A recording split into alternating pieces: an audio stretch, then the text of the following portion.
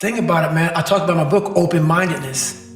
What separates me from a lot of people is they go into a daunting task, and the task is overwhelming. Like when I heard the pull-up record was 4,020 pull-ups, and I was talking about breaking this record, people are like, oh my God.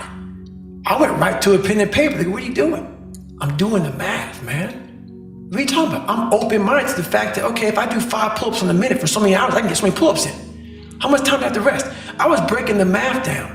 You have to be open-minded to the possibilities that I can do this. Once you shut your mind down to the possibility that it can be achieved, there's no way it can happen. So that's why my eyes and my body light up about things, because I know that if you're in a fight, you have to attack. You have to keep attacking. The enemy has to know he is not going to give up. You must break the soul of whatever the fuck is in front of you. That's what I realized. I was never breaking the soul of anything in front of me. So that's why I came up with a thing called Taking Souls in my book.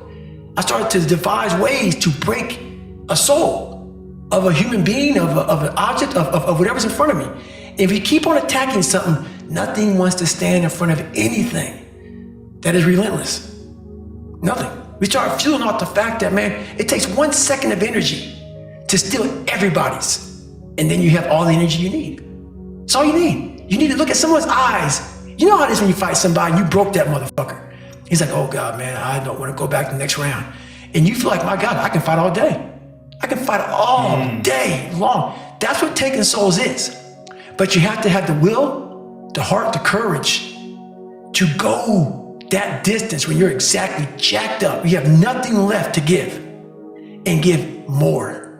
If you know how you get that fight or flight response when you get to move real quick. Yeah. And I started learning the mind a lot, how to get myself jacked extremely fast, like in a horrible environment when everybody's miserable. I learned how to really find strength in the misery. When everybody's suffering, everybody's all poopy pants and their mentality's down and everything, I started just like, my God, this is where I shine. And I started using all that misery for tons of drive and motivation to then lead people further. Because you can get a lot of power through misery. And once people see that, my God, Goggins is fucking going, then everybody says, roger that. Let me get my shit and go too. So I started realizing that if you can just find strength just a little bit longer, you will have a crew of people following you along the way. You have to take great pleasure in the fact that no one wants to be where the fuck you're at right now. Great pleasure in that. And what makes, it has to bring a passion out of you.